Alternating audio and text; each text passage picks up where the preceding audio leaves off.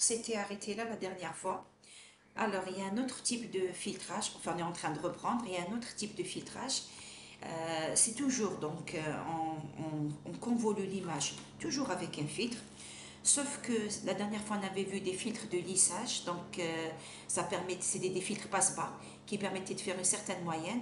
On avait vu le filtre, alors je vais le reprendre juste ici rapidement.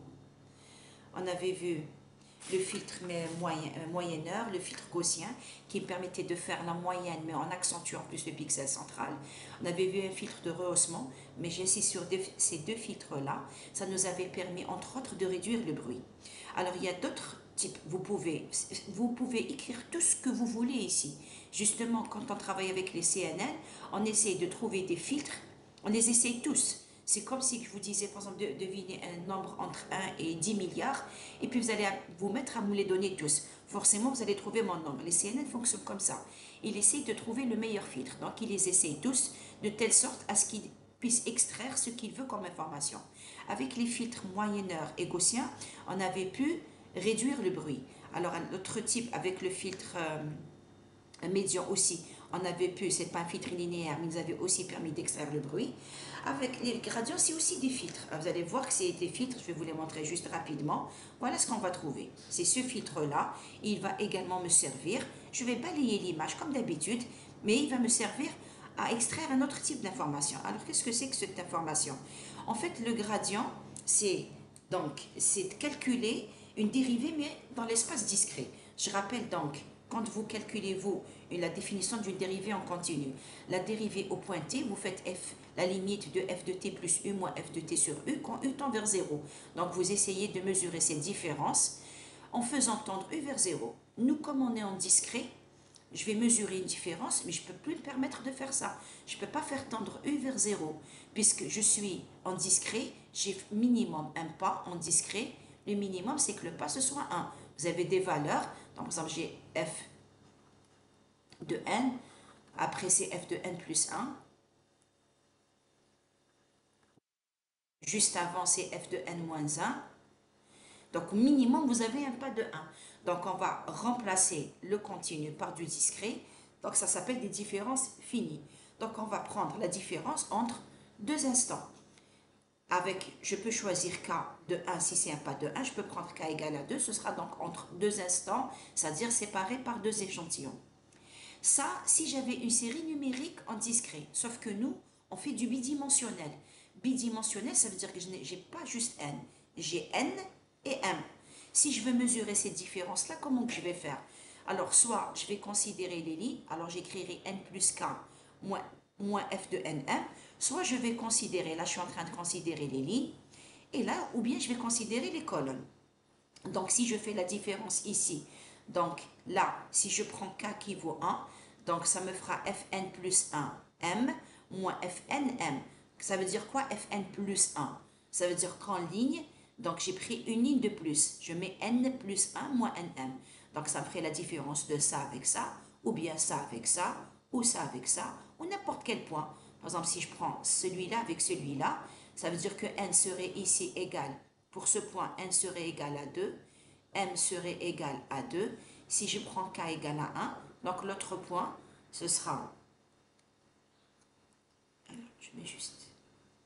Et j'oublie que le f de z ne marche pas ici.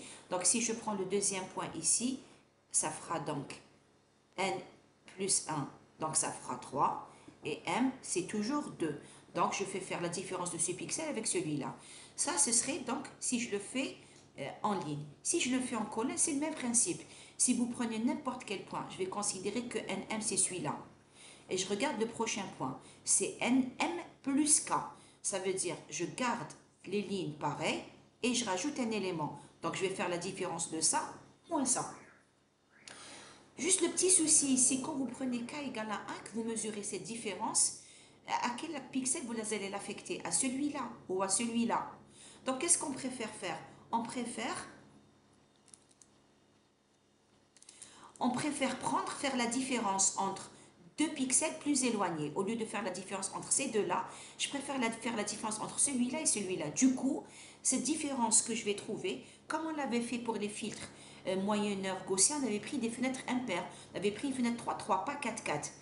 Alors, qu'est-ce qu'on fait? On fait la différence entre ça et ça. Et si je fais la différence entre ça et ça, je peux l'affecter en me disant que cette différence-là, que je fais entre ce point et cela, voilà son pixel central, il serait ici. C'est le même principe. Donc, on prend k égale à 2, ça veut dire que je vais faire la différence entre ce point-là et ce point-là. Ici, si je le fais aussi en ligne, donc pareil, si je considère entre les colonnes, donc je vais faire la différence entre ce point-là et ce point-là.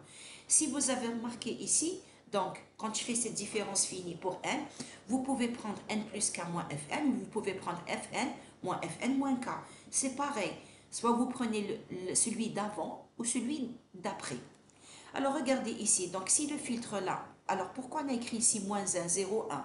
C'est parce que si je prends k égale à 2, je remarque que celui qui a 1, c'est celui qui vient après. Donc c'est celui-là qui serait multiplié par 1 et celui-ci serait multiplié par moins 1. Pareil ici, vous prenez k égale à 2, ça vous fait n plus 2. Donc si vous considérez n'importe quel point, je vais faire comme tout à l'heure, je prends ce point, je dois prendre la colonne n plus 2, donc je dois prendre celui-là. Donc c'est celui-là qui est multiplié par 1 et c'est celui-là qui est multiplié par moins 1. Mais n'oubliez pas qu'on fait un produit de convolution. Et dans un produit de convolution, nous, qu'est-ce qu'on doit faire? On doit inverser un des signaux. Je ne vais pas m'amuser à inverser l'image. Donc si j'inverse celui-là, il va me donner, donc si je l'inverse, ça va venir ici, ça va venir là. Donc le filtre avec lequel je vais travailler, c'est G. La dernière fois, quand on avait utilisé le masque, la fenêtre moyenne-heure ou gaussien, c'était symétrique, donc ça n'avait pas d'importance. Mais ici, ça revêt une importance. Il ne faut pas oublier donc, que dans un produit de convolution, il y a toujours un des signaux qui est inversé. Donc le G que je vais utiliser G. Nous, quand on va faire ça, donc au lieu de le faire comme ça, c'est-à-dire je vais le faire pour cette ligne, ensuite celle-là, on va encore utiliser une fenêtre. Donc, pour pouvoir faire quoi? Parce que si vous détectez, alors quand vous faites mesurer une différence, s'il y a un tant soit peu du bruit, vous allez le voir aussi. Parce que le bruit, c'est quoi? C'est une valeur qui est très différente du reste. Donc, qu'est-ce qu'on fait? On préfère travailler, au lieu de travailler donc sur un vecteur, comme ça, on va préférer travailler carrément sur une matrice 2 fois 2. Ça veut dire quoi? Ça veut dire que je vais faire ce travail-là, je vais quand même dériver, et vous remarquez que ce que j'ai mis ici, c'est ce filtre-là, j'ai mis G. Mais on va le faire aussi passer par un filtre de lissage. La dernière fois, quand on avait fait la séparabilité des filtres, on avait vu qu'un filtre, je vais le remettre là, je vais y revenir rapidement, juste pour vous le rappeler. Regardez, le filtre moyenne-heure, je suis revenu trop loin. Ça avait été obtenu, il suffisait de convoluer ces deux-là. En fait, ce qu'on est en train de faire ici, c'est la même chose, sauf que mon filtre là, voilà, le voici, c'est un filtre dérivateur que je convolue avec ce qu'on appelle un filtre de lissage. Ça lui permet d'être moins sensible au bruit. Pourquoi je dis que ça c'est un lissage? Parce que je suis en train de faire une moyenne. Je suis en train de faire une moyenne. Je fais donc le premier par 1, l'élément milieu par 2, celui qui vient après par 1. Et bien c'est la même chose ici quand on fait le gradient. Pardon. De toute façon, on va l'exécuter, le voir aussi sous Python pour voir ce que ça donne. Donc en fait, la partie dérivation, c'est mon filtre G ici. Et ce que j'ai rajouté là, c'est juste un moyen-âge. Donc du coup, rappelez-vous, les filtres séparables, première ligne, première colonne, donc ça me fait 1. Première ligne, deuxième colonne, alors, ah oui, c'est celui-là. Celui-là, c'est le deuxième filtre, c'est dans le sens vertical. Donc, enfin, il faut regarder dans ce sens.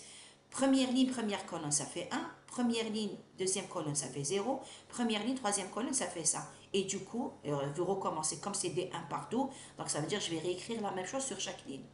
Ce filtre-là, donc, il va me permettre de détecter les différences entre deux colonnes.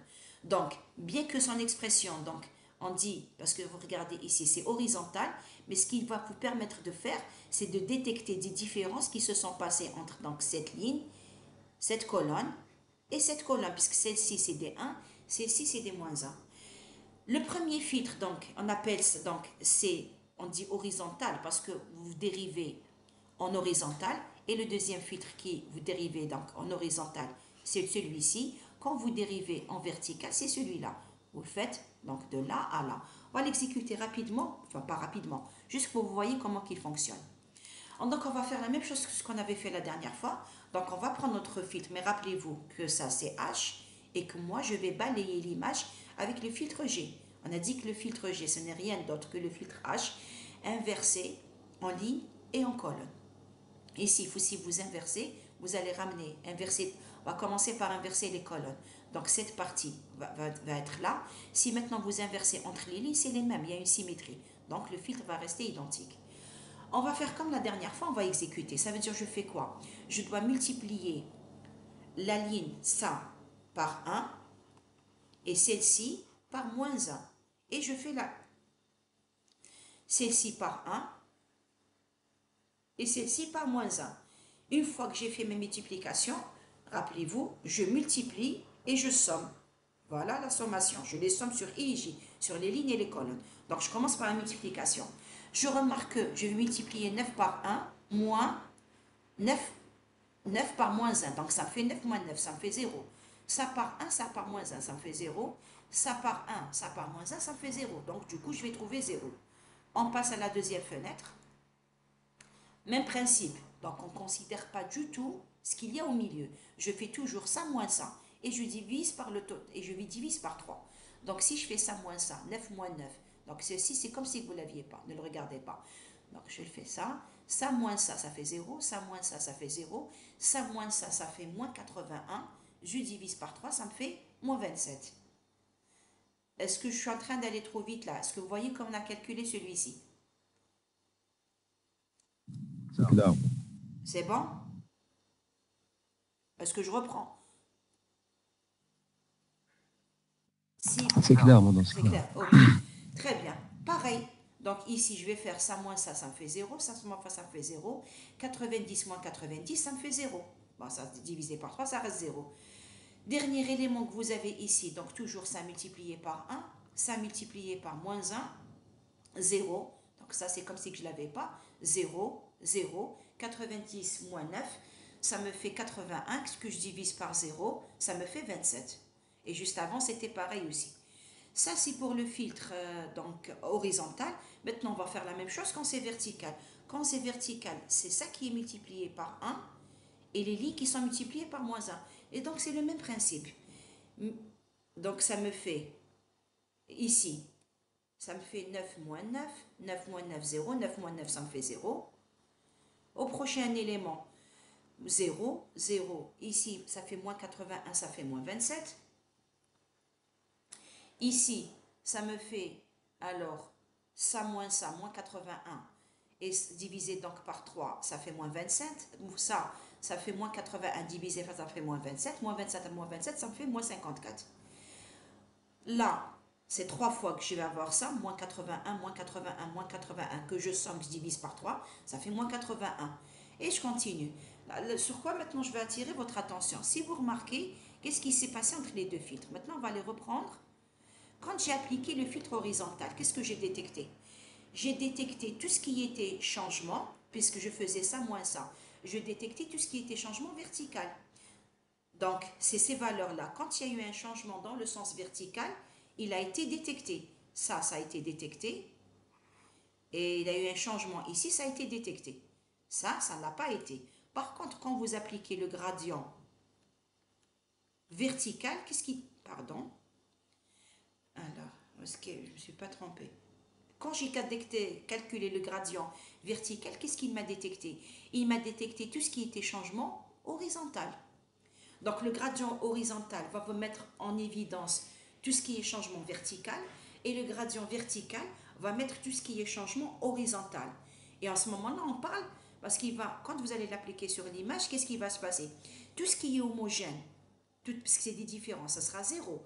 Tout ce qui est différence, ça va vous donner une valeur. Donc ça va vous détecter, parce que regardez ici, si vous raisonnez en termes d'image, ça c'est la même couleur, et ça vous changez de couleur. Et donc, vous allez détecter ce qu'on appelle un contour. Le contour, c'est ce qui entoure un objet.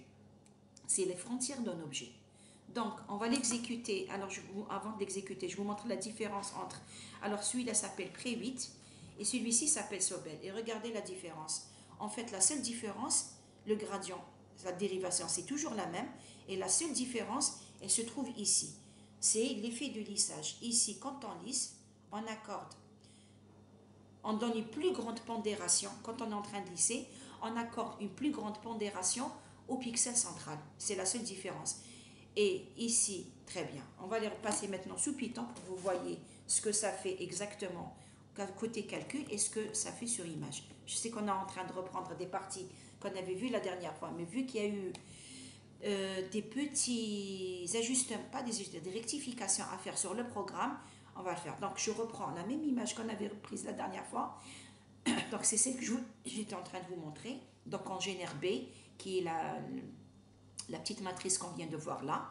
Alors sur quoi je voulais attirer votre attention maintenant? Alors, quand vous utilisez la fonction depth ici, ben faites attention que vos calculs, si dans vos calculs, vous êtes en train, je vais le faire justement, je vais laisser tel que je l'avais fait la première fois avec l'erreur que j'avais commise. Regardez ce que je vais faire. Je vais mettre ici -1. Quand vous mettez -1, ça veut dire que vous vous attendez à ce que la sortie soit du même type que l'entrée. Or, ici, B, c'est E int 8. Ça veut dire que c'est un entier entre 0 et 255, puisqu'il est codé sur un octet. Si vous mettez -1, ça veut dire que vous considérez que ce que vous allez trouver ici est aussi codé entre 0 et 255. Je vais l'exécuter justement avec l'erreur. Et donc, c'est K11. Regardez ce qui va se passer. Non, c'est pas K11, je cherche BK11. Alors, parce que K11, c'est le filtre. Pas grave, hein? Je vais le remettre. Donc, K11, je vérifie justement. Alors, parce que là, je l'ai divisé par 4. Je vais vous montrer. Vous remarquez que la partie négative est là, que la partie positive est ici.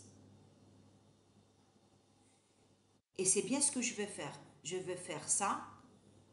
On avait fait... Attendez, je vérifie. Je suis toujours obligée de vérifier. Je regarde juste mon filtre, si c'est le même. Alors, mon filtre... J'ai la partie... Alors, je l'ai inversé, mon filtre. J'ai mis la partie, donc, positive de ce côté, puisqu'on a dit que je veux... Lui, il inverse. Je vérifie juste un petit... Est-ce que j'ai mis le filtre J ou j'ai mis le filtre H? Nous, qu'est-ce qu'on veut faire? On veut faire ça, moins ça. Donc, ce que je vous ai mis ici, c'est le filtre. Donc, oui, dans le produit de convolution, il doit l'inverser. C'est bon. Donc, ici, j'ai fait ça. Donc, j'ai mis un -1. Je vérifie juste l'autre. Juste pour marquer pour moi. Et ce que j'ai mis ici, c'est directement... Donc, je veux faire ça, moins ça. On a mis -1 fois 1. Donc, je vérifie encore une fois. Petit moment. Donc, quand j'ai fait ça, qu'est-ce que j'ai fait? J'ai dit c'est un produit de convolution. Et dans le produit de convolution, on doit inverser. Je vérifie juste ce qu'on avait fait tout à l'heure. J'ai pris ça, c'est H. Et ça, c'est G. Donc, ce que j'ai affiché ici, c'est H. OK? Donc, ça veut dire ça, c'est sans l'inversion. Alors que normalement, ce que je devrais afficher ici, je devrais afficher le filtre parce que justement, alors l'OpenCV, est-ce qu'il inverse ou pas? On va vérifier les calculs. Je vais justement les vérifier tout de suite. Sauf que je vais le mettre tel que c'était. On va laisser comme ça et je vais vérifier directement BK11. Et on va le vérifier avec le calcul qu'on a fait tout à l'heure. Donc ça, c'est dans la direction horizontale. OK. Je vérifie avec BK11 la sortie. On va voir ce que ça nous donne. Ah oui, là j'ai laissé justement l'erreur. Regardez ce qui s'est passé. Le fait que je lui ai mis des depths, c'est sur ça que c'est l'erreur que je voulais corriger, que je n'avais pas remarqué la dernière fois. D'accord? Le fait de mettre des depths -1, en fait, qu'est-ce qu'il fait? Toutes les valeurs qui sont négatives, il les a mises à 0. Et si vous avez remarqué tout à l'heure, quand on a calculé tout à l'heure, qu'est-ce qui s'est passé? On avait des valeurs ici. Regardez ce que je vais mettre maintenant. Je vais le rétablir tel que c'était. Alors, si vous mettez 3, regardez, je vais mettre 3, vous le montrer. Si vous mettez 3, c'est pour un entier. On peut l'observer directement. Regardez, BK11, au départ, je vais le réexécuter comme c'était avant. Et essayez de suivre ici ce qui se passe. Je vais le mettre avec -1. -1, je suis en train de lui dire, ton image de sortie doit être du même format que l'entrée. Regardez BK11, il l'a mis U int 8. Ça veut dire que c'est un entier codé sur un octet, entre 0 et 255. U veut dire non signé, insignet. Si je mets 3 maintenant, en fait, je m'en suis rendu compte quand j'ai voulu vérifier les calculs. Regardez 3, c'est devenu un entier codé sur, 2 octets. À la limite, ça me suffit, j'ai pas besoin que ce soit un réel. Et si vous mettez ici maintenant 5, déjà on va le vérifier, regardez maintenant BK11, vous aurez et les valeurs négatives et les valeurs positives. Si vous mettez, maintenant si vous avez des chiffres avec virgule, vous pouvez mettre 5, et à ce moment-là vous aurez un réel, regardez maintenant, c'est devenu float 32. Vous aurez un réel codé sur 4 octets. Donc, si je regarde maintenant B, ça, donc j'ai rectifié l'erreur. Donc faites attention, si vos valeurs risquent de changer, ça n'avait pas posé de problème quand c'était un filtre moyenneur. Pourquoi? Parce que toutes les valeurs étaient positives. Et je divisais par 9. Donc je restais entre 0 et 255. Pareil pour le filtre gaussien. Toutes les valeurs étaient positives et je divisais par 16. Maintenant qu'il y a des valeurs qui sont négatives, puisque votre filtre contient moins 1 et 1, vous avez les valeurs qui sont négatives. Alors vous, qu'est-ce que vous devez faire? Vous devez faire en sorte que la sortie, vous devez prendre en compte que vous allez avoir des valeurs négatives. Et vous avez remarqué tout à l'heure, qu'est-ce qui s'est passé? Si je réaffiche BK11, tout à l'heure quand j'avais mis moins 1, en fait ce qui s'est passé, comme tout ça c'est des valeurs négatives, toutes ces valeurs-là, ils les avaient mises à 0. Il n'y a que celles-ci qui sont restées positives. Donc vous allez faire attention, quand vous allez calculer et que vous avez dans votre filtre des valeurs qui sont négatives, faites en sorte que la sortie prenne en compte cela. Si vous avez un doute, prenez directement int32 ou prenez directement float. Donc soit vous mettez 3, soit vous mettez 5. Maintenant, on va vérifier ce qui s'est passé. Donc si je regarde maintenant on compare avec ce qu'on a ici. Donc nous, on a balayé avec la matrice G. Qu'est-ce qui s'est passé? Donc nous, on a pris ce filtre-là, on l'a inversé, et voilà ce qu'on a obtenu. On a eu moins 27, moins 54, 81, 54, 27. Je vais les vérifier. Et pour le premier, bon, ça me faisait trop long à retenir. Je vais prendre plutôt le premier. On avait trouvé donc 2 fois moins 27 et ensuite 2 fois 27. Et au milieu, 3 zéros. On vérifie avec ce que donne Python. Il n'y a pas de raison. Si ce n'est pas la même chose, c'est forcément moi qui me suis trompé, pas Python, parce qu'il fait le calcul. Et regardez bien ce qui s'est passé. Ici, on a bien moins 27, 27. Regardez maintenant, si je regarde l'autre, celui-ci, alors juste je fais ça. Donc c'était moins 27, moins 54, 3 fois moins 80 et la même chose ici. Je vérifie. Je vais vous dire pourquoi je suis en train de faire ça. C'est pour vous expliquer que Python, vous devez lui donner, regardez, nous, pour nous faciliter les choses, on a travaillé avec la matrice, avec la fenêtre G. Pourquoi? Ça me permettait de multiplier, de ne pas avoir à inverser. Mais Python, il fait vraiment une convolution 2D. Ça veut dire quoi qu'il fait une convolution? Lui, il a travaillé avec le masque H. Il n'a pas travaillé avec le masque G. Il a pris le masque H, il lui a fait l'inversion, il a travaillé avec pour avoir ses valeurs. Regardez, on a bien les mêmes valeurs. Pourtant, nous, qu'est-ce qu'on lui a donné ici? Je reviens. Je suis allé trop loin. Regardez, je vais refermer tout ça. Et regardez ce qu'on lui a donné ici. Regardez, c'est écrit 1, 0, moins 1. Donc si je l'écris ici, ça me fait quoi? Première ligne. Et il ne va pas me laisser écrire comme la dernière fois. Je ne sais pas comment le faire là. Ok, pas grave. Essayez de me suivre. Donc juste... regardez. Première ligne, 1, 0, moins 1. Deuxième ligne, 1, 0, moins 1. Troisième ligne, 1, 0, moins 1. Si vous revenez au programme, c'est qui a 1, 0, moins 1? Ah ben c'est bien la matrice G. Donc il n'inverse pas. Encore une fois, je pensais avoir vérifié. Désolé pour le bug, donc il n'inverse pas. Vous êtes obligé de lui donner, il lui donner cette matrice pour qu'il vous donne ça. Donc il ne le fait pas.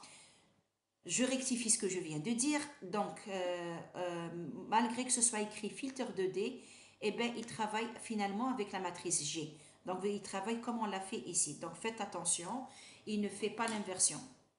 Si je regarde bien, pour avoir les mêmes résultats que j'ai ici, il a bien travaillé avec 1, 0, moins 1, 1, 0, moins 1, 1, 0, moins 1. Je ne sais pas pourquoi j'ai eu des... Pourtant, je l'avais dit la dernière fois, mais je pensais m'être trompée. Voilà, donc pour ce filtre-là, maintenant on va voir sur l'image ce que ça donne. Donc on va exécuter notre programme. Est-ce que ça a été exécuté? Alors regardez ce que ça donne.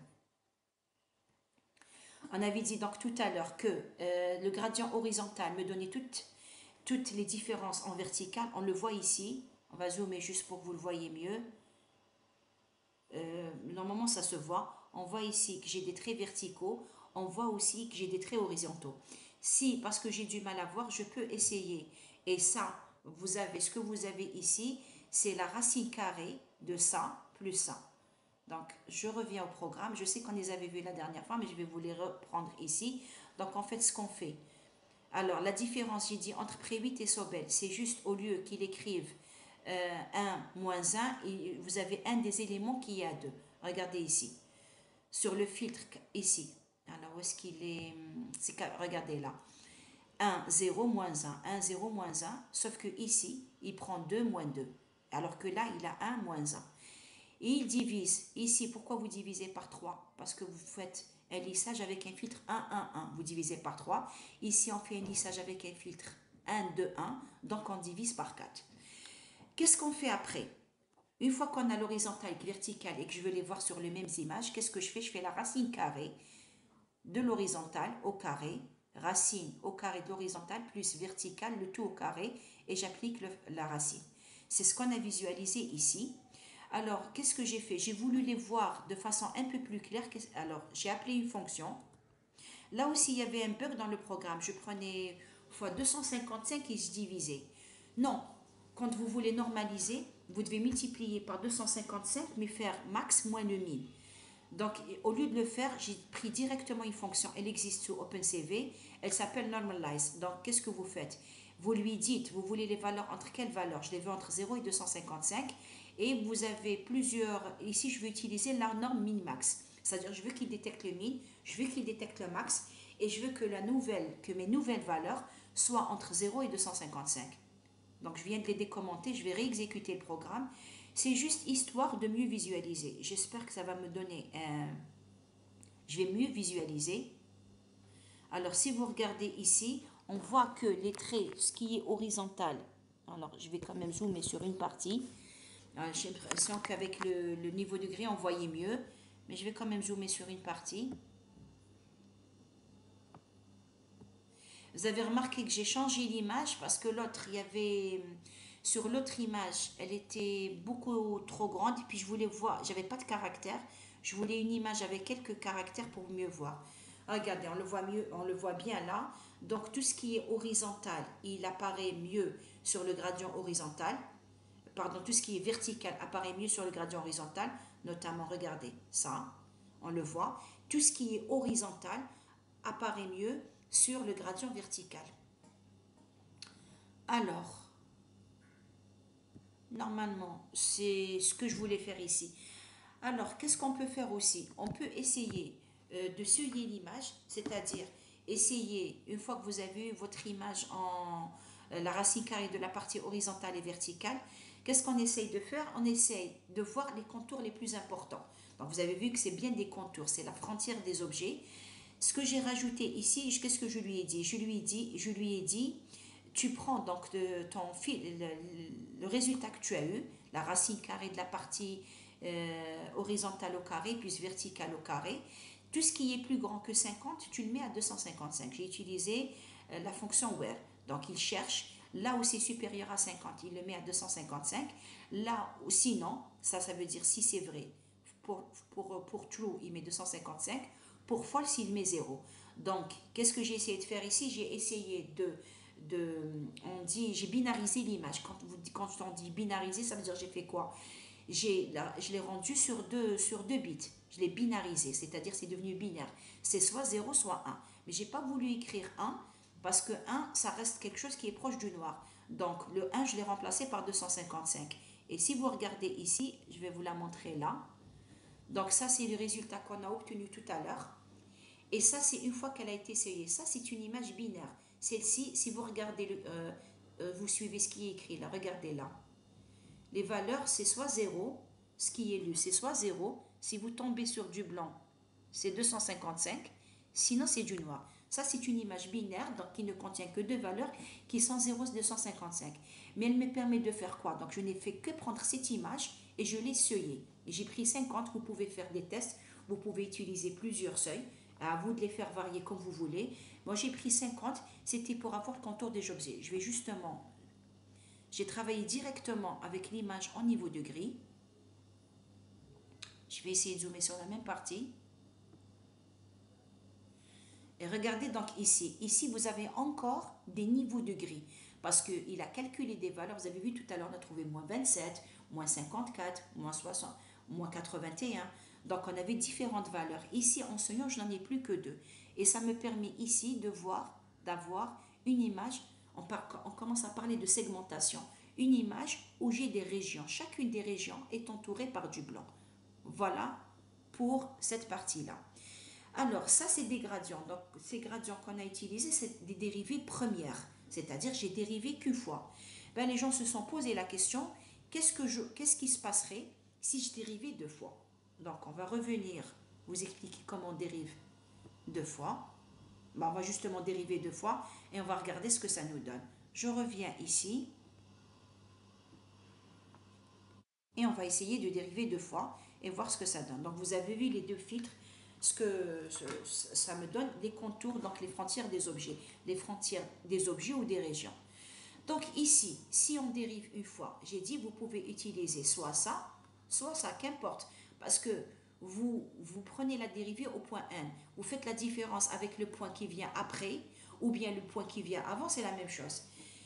Et on a vu, là, je ne fais que reprendre ce qu'on avait déjà mis. Donc ça, c'est suivant les lignes et ça, c'est suivant les colonnes. Si je veux dériver deux fois, ça veut dire quoi? Ça veut dire que je vais prendre ça et je vais le dériver à nouveau. Puisque je fais une dérivée seconde. La dérivée seconde, rappelez-vous quand vous faites f de x, si je fais f de x, quand vous dérivez une fois, vous avez f' de x. Ben, si vous prenez encore ça, vous le dérivez deux fois, une deuxième fois, vous avez f seconde de x. Ben, en discret, c'est pareil. J'ai dérivé une première fois, donc ça, c'est la première dérivée, et je vais la dériver une seconde fois. Mais je vais la dériver toujours suivant l'axe des x. Or, la dérivée, donc quand j'ai dérivé f de n, donc la dérivée de ça, c'était en ligne, j'ai pris la ligne d'avant, moins le point là où je suis. Ben, je vais faire pareil. Quand je vais dériver cette quantité, si je dérive cette quantité maintenant, donc il faut que j'applique la dérivée ici et la dérivée là. Si j'applique, donc je vais écrire la dérivée de cette quantité qui est entre parenthèses. J'ai dit que vous l'écriviez comme ça ou comme ça. Je vous calculez la différence avec le point d'avant ou vous calculez la différence avec le point d'après. Moi, ici, j'ai pris le point d'après. Donc, ici, je vais dériver donc, cette quantité. Et quand je vais dériver ce point, je vais appliquer celle du point d'avant. J'ai dit, vous faites les deux sont justes. Pourquoi je suis en train de faire ça? Parce que si vous dérivez ça avec le point d'avant, vous allez avoir n plus 2k. Alors que moi, je veux avoir gardé le point milieu. C'est tout. Ça reste juste, mais je veux juste avoir le point milieu. Donc, je reprends, parce que si vous dérivez ça encore une fois, vous allez avoir n plus 2k. Donc, il va vous sortir n plus 2k, n plus k et n.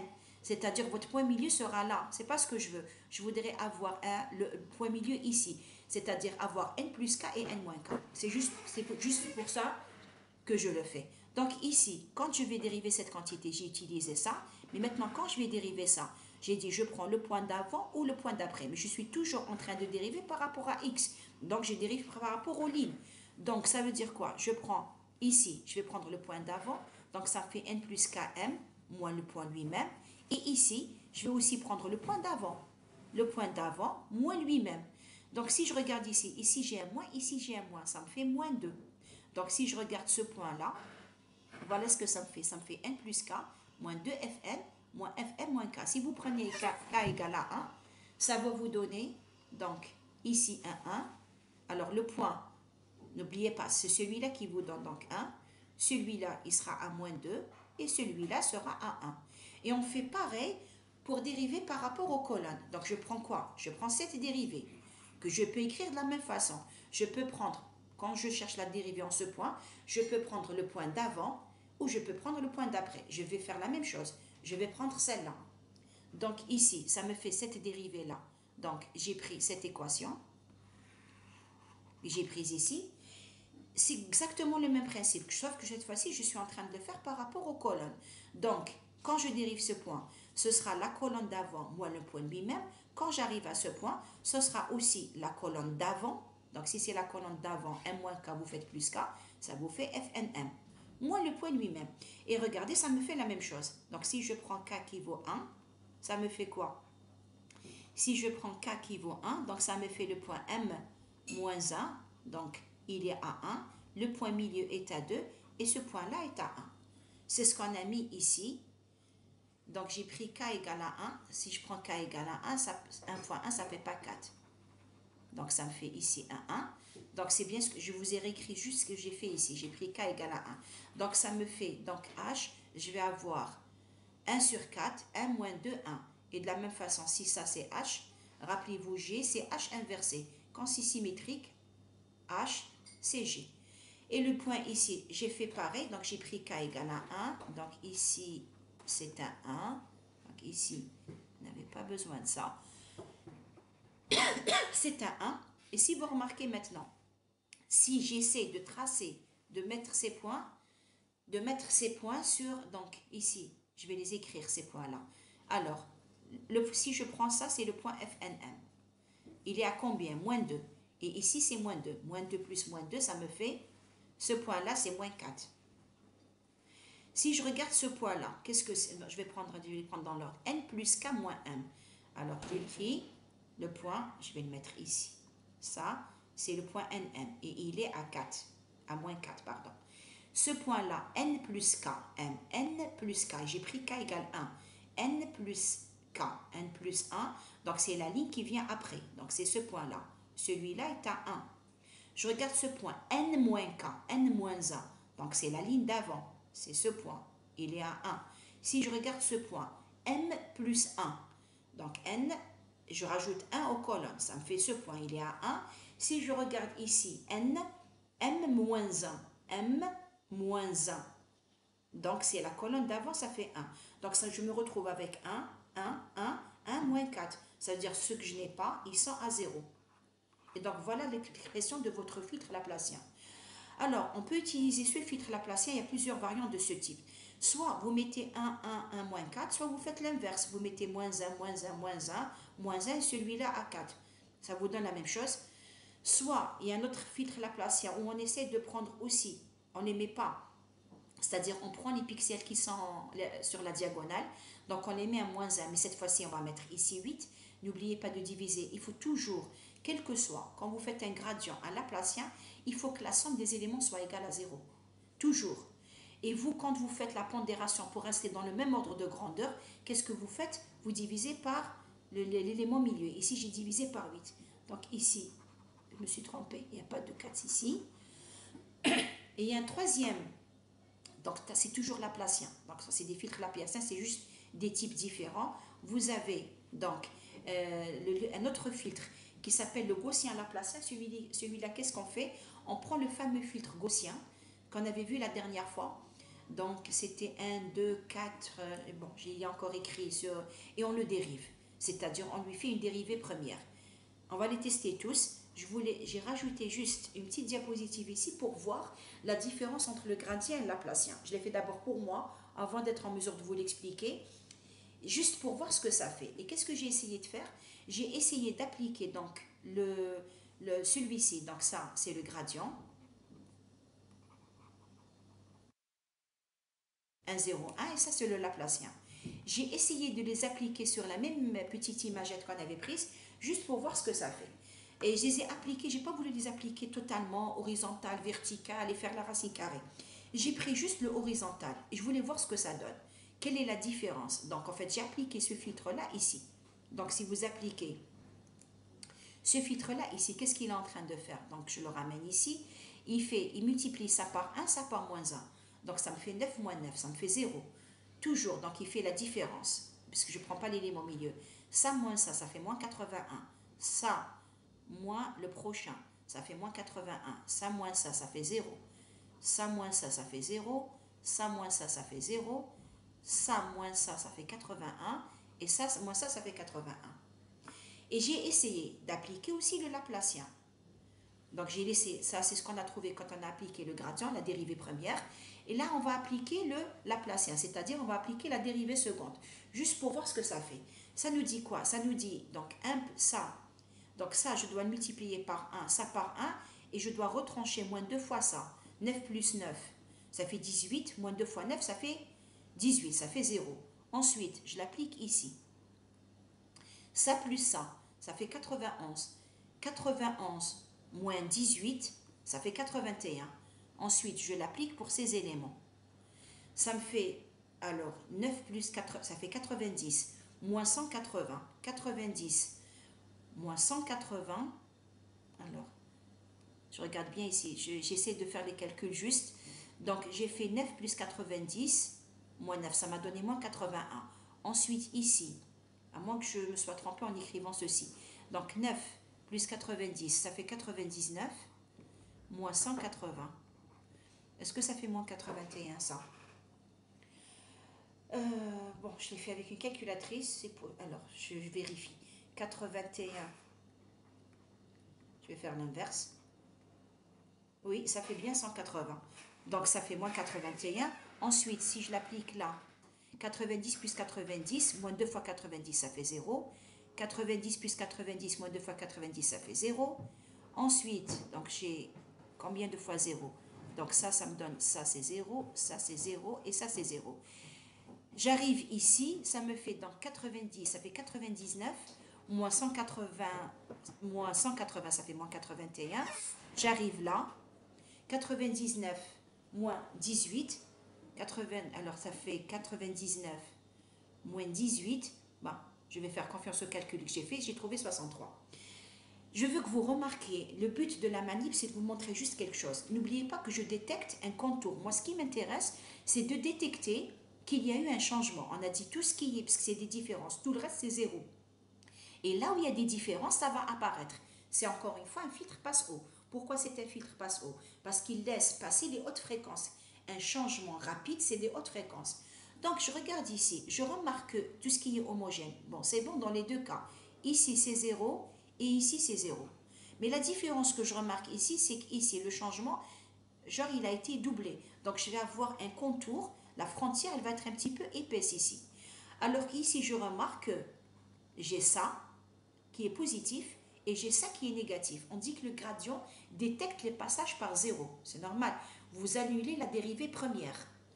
Donc, qu'est-ce qui va se passer? Ça, ce sera dans une couleur claire et ça, ce sera dans une couleur sombre. Donc, vous allez voir un contour qui va vous paraître un peu moins épais parce que vous passez du blanc vers le noir. Mais je veux que vous remarquiez quelque chose, c'est que je vais attirer votre attention sur quelque chose ici tout à l'heure. Si vous avez du bruit, par exemple, ici un 0, il va aussi le détecter.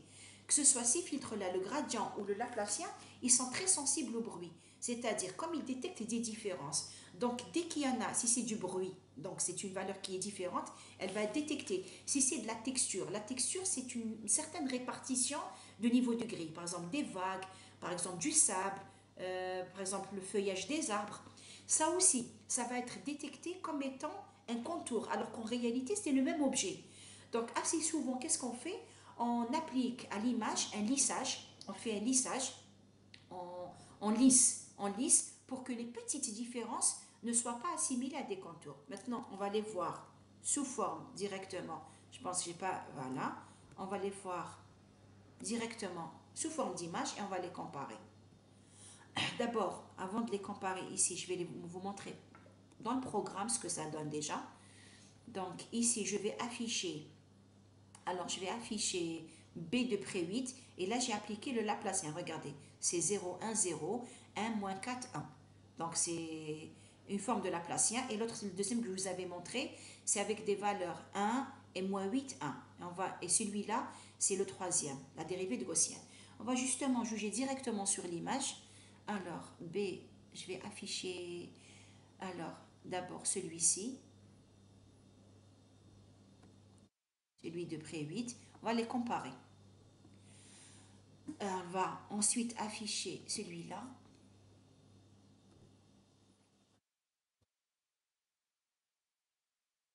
On va afficher celui-là. Et on va afficher celui-ci. Bon, pourquoi je suis en train de faire ça? Moi, je ne sais pas comment comprendre comment une méthode fonctionne si je ne la teste pas sur un exemple numérique, juste pour voir les différences. Alors, on commence. Pré 8. Donc, qu'est-ce qu'il a fait? Regardez ce qu'on avait dit tout à l'heure. Pré 8, c'est ce que j'avais testé tout à l'heure. Il vous donne les différences, sauf qu'il est en train, regardez, l'objet, le contour est là. Donc, vous, regardez, c'est doublé. Euh, je vais afficher nous, parce qu'on avait testé juste la partie horizontale. Donc, mais n'empêche que ce soit sur horizontal ou vertical.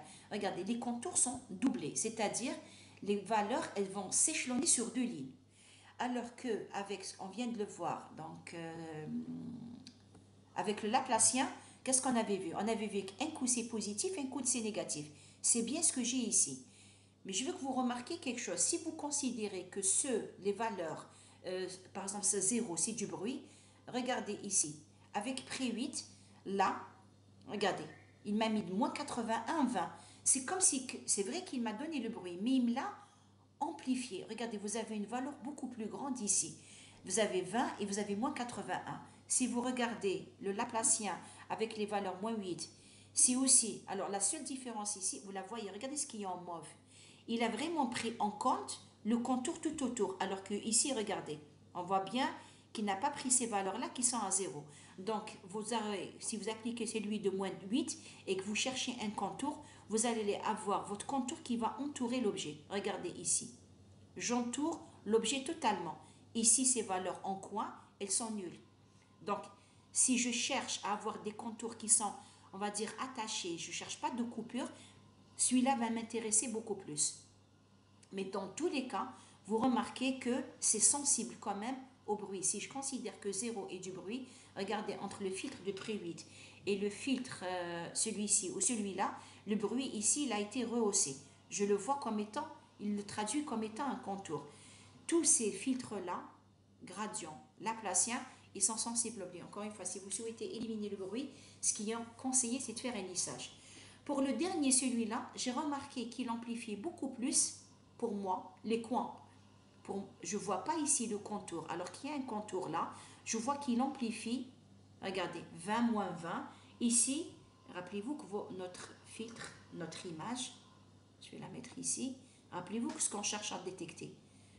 Nous, ce qu'on cherche à détecter, c'est le contour. Donc, on cherche à trouver les limites, les frontières. On parle de contour, de frontières, de bord. Le bord de ça. Et si vous remarquez ici, celui-là, qu'est-ce qu'il est en train de faire? Il est en train de détecter plus les coins des contours. Ici, pour lui, il a un objet ici, il a détecté les coins. Pareil pour celui-là, il ne me met pas ça. Donc je pense que je pense qu'il a d'autres utilisés, notamment, je pense qu'avec les détecteurs, alors il y a un détecteur, le SIFT, je crois qu'il travaille avec le Laplacien gaussien justement pour détecter les points. On en reparlera quand on ira vers les descripteurs. Je referme tout ça. Donc, gradient, vous avez l'impression que le contour est un peu plus épais, alors que l'autre, il vous fait un passage entre une partie sombre et une partie claire. On va justement exécuter les programmes. Donc ici, qu'est-ce qu'on a fait? Je les ai appliqués, ces filtres-là. Pareil, donc pour appliquer le filtre, on doit le définir. Une fois qu'on l'a défini, on l'applique. Donc, je vais l'exécuter pour voir ce que ça me donne. Je pense que ça l'était déjà. Alors, on a affiché l'image RGB, on a affiché le filtre de Sobel, on a seuillé le filtre de Sobel, là le Laplacien et là le Laplacien gaussien. Et on va essayer de comparer pour voir si les remarques qu'on a faites sur la partie calcul sont les mêmes. Encore une fois, je vais essayer de zoomer toujours sur la même zone, juste pour voir ce que ça fait côté écriture, côté...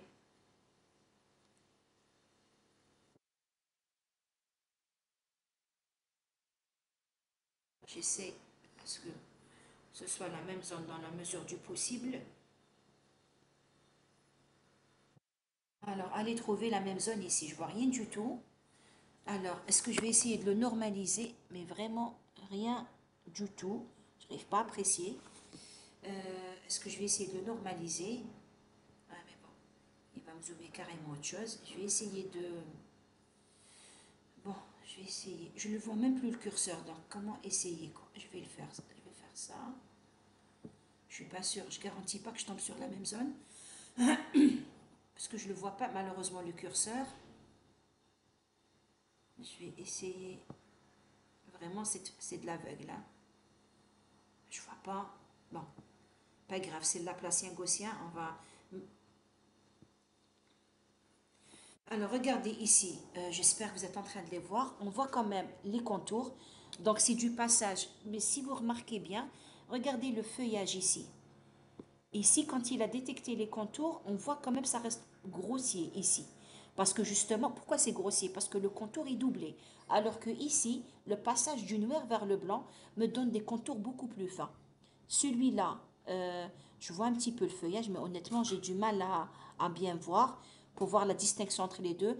J'apprécie mieux celui-là en termes de finesse du contour. Je vois que celui-là est beaucoup plus fin. Alors, ce que je vous ai mis ici, c'est le filtre de Cani. Alors, le filtre de Cani, qu'est-ce que c'est? C'est un filtre qui applique. Alors, c'est une technique qui permet donc, on fait d'abord un. Il utilise le filtre de Sobel et il essaye par la suite de détecter, il fait d'abord un lissage et il essaye après de détecter ce qu'il appelle des maxima locaux. C'est-à-dire, quand il a plusieurs contours côte à côte, il va prendre celui qui a le plus fort gradient. Voilà comment fonctionne le filtre de Cani. Il y a aussi le filtre de Cani des riches. Après, au-delà de ça, il y a plusieurs autres filtres. Il y a les filtres anisotropiques qui est basé sur les équations de chaleur et les dérivées partielles. Je vous ai juste présenté ici le filtre bilatéral, ou alors pas. Je pensais l'avoir mis, mais je pense que je l'ai dû l'enlever par mégarde. Et il y a le filtre bilatéral qui vous permet... Je l'ai enlevé, j'ai oublié, j'aurais dû le laisser. C'est un filtre qui fonctionne... il fait d'abord un lissage. Je ne sais pas pourquoi je l'ai enlevé. J'aurais voulu vous montrer les résultats. Bon, je vais essayer juste rapidement de le trouver. Je fais une petite... je vais le trouver. Alors, je reprends juste le filtre bilatéral. Donc, j'ai juste repris les équations qu'on avait mises la dernière fois. En fait, il fonctionne comment? Il fait un lissage, mais aussi par rapport aux couleurs. C'est-à-dire, il sent qu'il est proche d'un contour, il n'opère pas, il ne fait pas de lissage. Et s'il est proche d'un contour, il va opérer un lissage.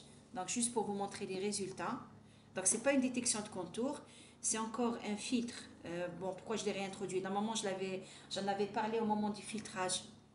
J'en avais en parlé en même temps que le filtrage moyenneur gaussien. Mais ce qui serait intéressant, c'est qu'une fois qu'on a appliqué le filtre bilatéral, justement parce qu'il lisse le contour, parce qu'en fait, toutes ces opérations qu'on a déjà vues, que ce soit du lissage, que ce soit le filtrage, vous pouvez maintenant les combiner. Je peux prendre le filtre bilatéral. Alors, il me fait le même truc la dernière fois. Alors, je vais mettre juste, revenir en arrière. Rien ne vous empêche d'appliquer par exemple le filtrage bilatéral et d'appliquer la détection de contours sur le filtrage bilatéral. Du coup, qu'est-ce qui va se passer? Vous aurez de meilleurs contours, parce que regardez ici, on voit l'effet. Il y a eu un effet de lissage. Et du coup, ça c'est le reflet du feuillage sur sur la, comment on appelle ça, je me rappelle plus, comment on appelle ça? Enfin, le truc qui porte un truc de notre faculté, ça porte un nom. Bon, ok, j'arrive plus à me rappeler du nom. Disons, regardez ici, tout ce qui est texture, il a été lissé. Donc, du coup, je peux appliquer une détection de contour maintenant ici. Je peux faire un lissage et appliquer cette détection de contour. Je peux combiner les opérations. Donc, faire un lissage, faire une détection de contour. Voilà, juste par rapport à ça, je pense qu'on va s'arrêter ici parce que c'était un complément du cours de la dernière fois. Si vous n'avez pas de questions, on va s'arrêter là. Encore une fois, donc je parlais de segmentation. Vous pouvez segmenter comme vous le souhaitez, juste ici pour faire un seuillage. L'objet du cours de la prochaine fois, ce sera justement la segmentation et les descripteurs couleurs. Donc on va parler de ça la prochaine fois. Je vais m'arrêter là, mais je suis prête à répondre à vos questions.